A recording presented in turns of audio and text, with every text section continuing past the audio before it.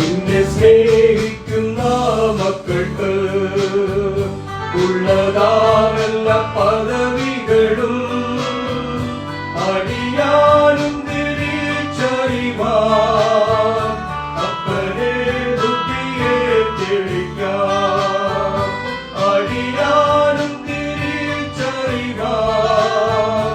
അപ്പനെ ബുദ്ധിയെ തെളിക്കാം. പറകാ ഞാൻ പ്രാർത്ഥിക്കുമ്പോൾ കർത്താവേ ഇനി ഞാൻ ഭാവിക്ക് പ്രേമഗീതത്തെ നീ കാട്ടുക. കർത്താവേ ഇനി ഞാൻ ഭാവിക്ക് പ്രേമഗീതത്തെ നീ കാട്ടുക. ദൈവനാമത്തിന് മഹത്വമുണ്ടാകട്ടെ. ഇന്നത്തെ പ്രഭാത ധ്യാനത്തിനായി 41 സങ്കീർത്തനം 8 വാക്യം. ഒരു ദുർവ്യാധി അവനെ പിടിച്ചിരിക്കുന്നു, അവൻ കിടപ്പിലായി, ഇനി അവൻ എഴുന്നേൽക്കുകയില്ല എന്ന് അവർ പറയുന്നു. തെറ്റായ ആരോപണങ്ങളെയും ആഴമേറിയ ദുരിതങ്ങളുടെയും മധ്യത്തിൽ വിശ്വസ്തരായ സുഹൃത്തുക്കൾ ഉപേക്ഷിക്കുന്നതിൻ്റെ വേദനയും സങ്കടവും ഈ വാക്യത്തിലൂടെ ദാവീദ് എടുത്തു കാണിക്കുന്നു. അവരുടെ ദ്രോഹകരമായ ആഗ്രഹങ്ങളെ ദൈവത്തിൻ്റെ സഹായത്തിനായുള്ള പ്രാർത്ഥനകളുമായി ദാവീദ് താരതമ്യം ചെയ്യുന്നു. ശത്രുക്കൾ പലപ്പോഴും നമ്മുടെ പ്രാർത്ഥനാ ജീവിതം അറിയാതെ നമ്മുടെ പോരാട്ടത്തെ വിലയിരുത്തും.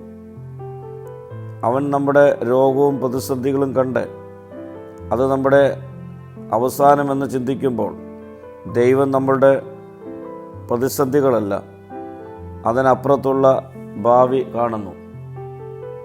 ദാവീദ് ജീവിത പ്രതിസന്ധികളിൽ തളർന്നുപോയി എന്ന് ശത്രുക്കൾ പറയുമ്പോൾ ദാവീദ് അടുത്ത വാക്യത്തിലൂടെ പ്രഖ്യാപിക്കുന്നത്, നീ എന്നെ അനുഗ്രഹിക്കുന്നുവെന്ന് ഞാൻ അറിയുന്നു, കാരണം നീ എന്നെ താങ്ങിയിരിക്കുന്നു എന്നാണ്.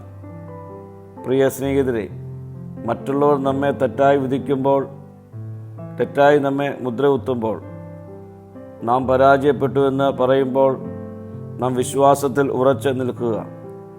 കാരണം യേശുവിനെ ശവക്കുഴിയിൽ നിന്ന് ഉയർപ്പിച്ച ദൈവം നമ്മോട് പറയുന്നു, നീ വീണ്ടും ഉയർത്തെഴുന്നേൽക്കും. നമ്മുടെ ജീവിത പ്രതിസന്ധികളിൽ നിന്ന് ഉയർത്തെഴുന്നേൽപ്പിക്കുവാൻ ഈ ദൈവം ഇന്നും ശക്തനാണ്. പ്രാർത്ഥിക്കാം. കർത്താവേ, മറ്റുള്ളവർ ഞങ്ങളുടെ പരാജയം കാണുമ്പോൾ നീ ഞങ്ങളുടെ സംരക്ഷകനും പരിപാലകനുമാണെന്ന് ഉറച്ചു വിശ്വസിക്കുവാനുള്ള കൃപ ഞങ്ങൾക്ക് നൽകണമേ. മഹത്വം നീ എടുക്കണം. യേശുവിൻ്റെ നാമത്തിൽ തന്നെ. ആമീൻ.